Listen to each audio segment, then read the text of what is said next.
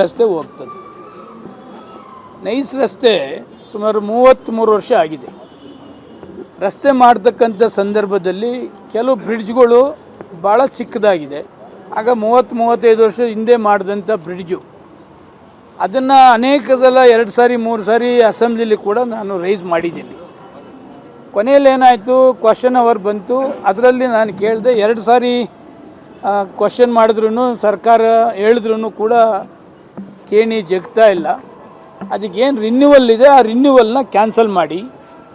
ಜೊತೆಗೆ 33 ವರ್ಷದ ಹಿಂದೆ ಮಾಡಿದಂಥ ನೈಸ್ ಆ ಲ್ಯಾಂಡ್ ಲಾರ್ಡ್ಸ್ಗೆ ನಿವೇಶನ ಏನು ಕೊಡಬೇಕು ಅದನ್ನು ಕೊಟ್ಟಿಲ್ಲ. ಆಮೇಲೆ ನಮ್ಮ ಕ್ಷೇತ್ರದಲ್ಲಿ ಸುಮಾರು 900 ಎಕರೆ ಲೇಔಟ್ ಮಾಡ್ತಿದ್ದಾರೆ. ಲೇಔಟ್ಗೆ ಅಕ್ವಿಷನ್ ಮಾಡಿಸಿದ್ದಾರೆ. ಅದು 41 ಲಕ್ಷದ ಮೇಲೆ ಕೊಡ್ತಾ ಇಲ್ಲ. ಆಮೇಲೆ ಸರ್ಕಾರದಿಂದ 10 ರೂಪಾಯಿ ಮಾತ್ರ ಕೊಟ್ಟಿದ್ದೀರಿ. ಇದೆಲ್ಲನೂ ನೀವು ಕ್ಯಾನ್ಸಲ್ ಮಾಡಬೇಕು. ನೈಸವ್ರು ಯಾಕೆ ಲೇಔಟ್ ಮಾಡಬೇಕು, ಟೌನ್ಶಿಪ್ ಯಾಕೆ ಮಾಡಬೇಕು, ಅದು ಅತ್ಯಂತ ಕಡಿಮೆ ಬೆಲೆಯಲ್ಲಿ ಮಾಡಬೇಕು. ಇದನ್ನು ಕ್ಯಾನ್ಸಲ್ ಮಾಡಿ ಅಂತಕ್ಕಂಥದ್ದನ್ನು ಅಸೆಂಬ್ಲಿಲಿ ಪ್ರತಿ ಸಾರು ಕೇಳ್ತೀನಿ.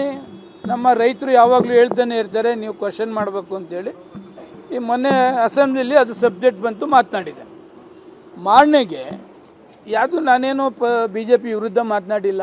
ರೈತರು ಸಂಸ್ಥೆ, ರೈತರಿಗೆ ಏನು ಅನ್ಯಾಯ ಆಗಿದೆ ಅದನ್ನು ಮಾತ್ರ ಪ್ರಸ್ತಾಪ ಮಾಡಿದ್ದೀನಿ.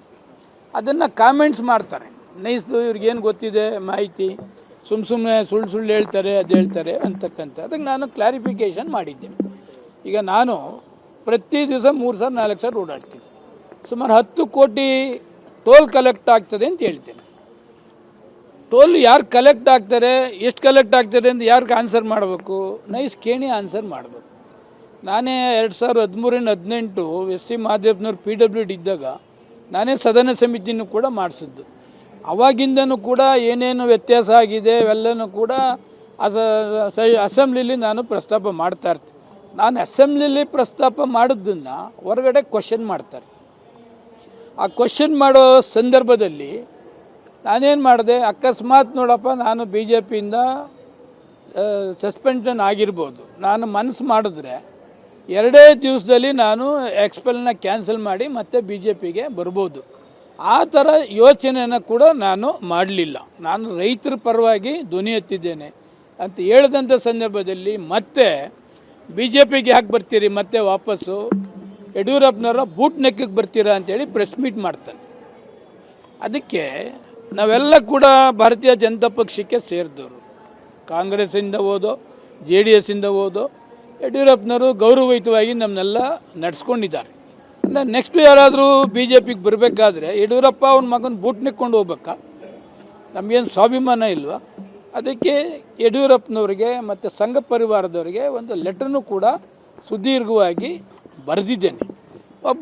ನಾನು ಕೂಡ 6 ಸಾರಿ ಈ ಕ್ಷೇತ್ರದಲ್ಲಿ ಯಶವಂತಪುರದಲ್ಲಿ ಶಾಸಕನಾಗಿ 4 ಬಾರಿ ಎಲೆಕ್ಟ್ ಆಗಿದ್ದೇನೆ, 2 ಸಾರಿ ಸೋತಿದ್ದೇನೆ, 1 ಸಾರಿ ಸಹಕಾರ ಮಂತ್ರಿನೂ ಕೂಡ ಆಗಿದ್ದೇನೆ.